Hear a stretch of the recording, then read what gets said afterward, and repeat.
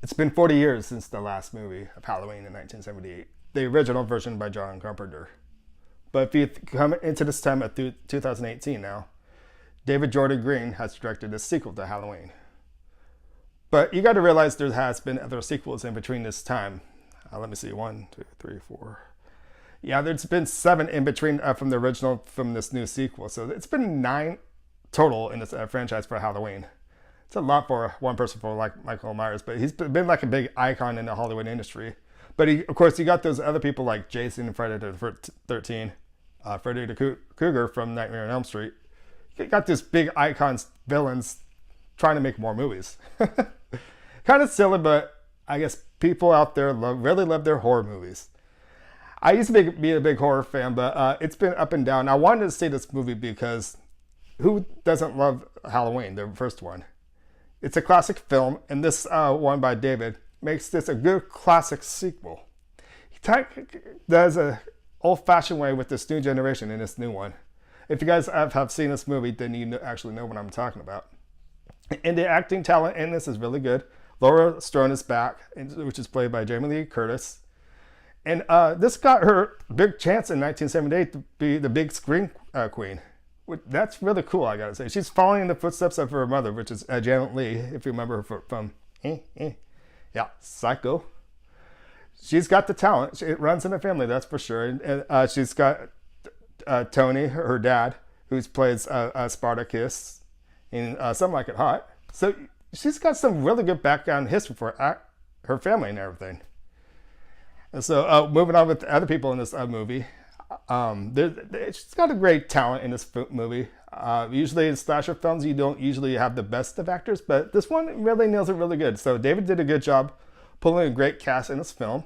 If you take a movie like movies like Scream with Neve Campbell and the other actors in there, that was a fine little crew. So I can't always say with slasher films that you don't always have the best actors, but sometimes they don't do. I'm going to take I Know What You Did Last Summer, if you guys remember that, with Jennifer Love Hewitt, Ryan Phillippe, Freddie Prinze Jr. They're good actors, but I just thought it was a little silly, I gotta say. And you got the sequel from that. I Still Know What You Did Last Summer. That was a little silly. But going back to this Halloween movie, for those who are a big fan of this movie, I would recommend it. Yes, it is an R-rated movie, so yes, you're gonna get those blood and guts, and you got those bad language coming along, of course. I guess you got to have that in R-rated movies if you have the opportunity to do something like that. I don't think it's necessary for language and other violence, but if you're going to do an R-rated movie, I guess that's the case. But if you look back with other movies, like The Nun, for example, that was rated PG-13. They were able to get away with a lot. Of course, you won't have to deal with the blood and violence and stuff like that. But they get the point. They get to the point. In other words, just like in Halloween, they got to the point. I know the blood and guts is not necessary, but that's been a long history of Halloween, 9 Halloweens, in other words. And going to the story of this is real clever because looking deep into the film, 40 years ago from the original, it's actually tied in. So if you kind of erase all those other 7 sequels in there.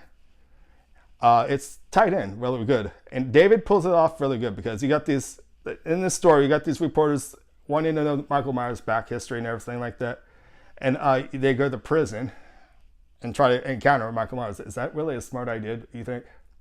At least he's got a borderline what distance to stay away from. So you get to actually see Michael Myers unmasked for a chance. But of course, the way the cinematography was in this, they did it so well, they didn't have to show his face or nothing, but you see his body built, how big this guy is. Ooh, man. You do not want to encounter this guy. Creepy guy. And you do not want him loose. And guess what?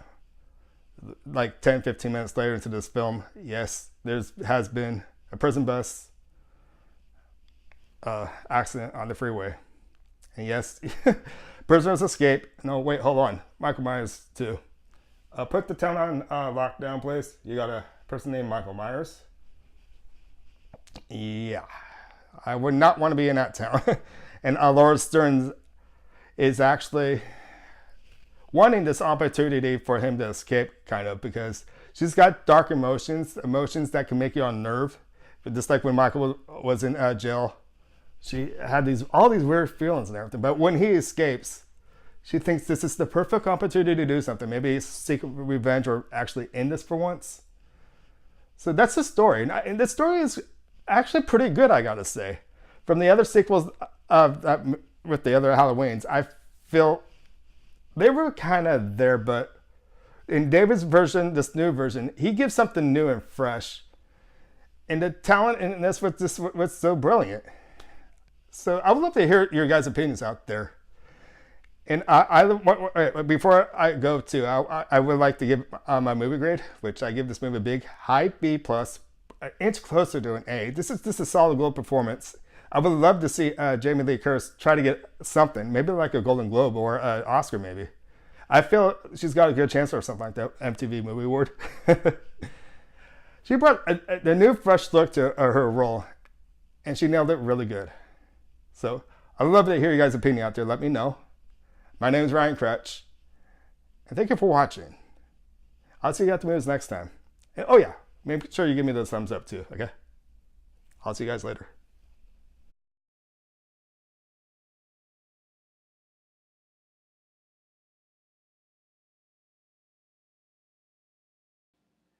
Hey everyone, there was a correction I wanted just to say right now, because I mentioned in this video the Nun being in PG-13, which is actually an R-rated movie.